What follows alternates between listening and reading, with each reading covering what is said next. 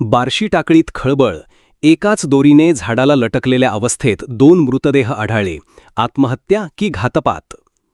अकोला जिल्ह्यातील बार्शी टाकळी तालुक्यात धाबा रोडवरील महान परिसरात 2 व्यक्तींचे मृतदेह एकाच दोरीने झाडाला लटकलेल्या अवस्थेत आढळून आल्याने परिसरात मोठी खळबळ उडाली आहे.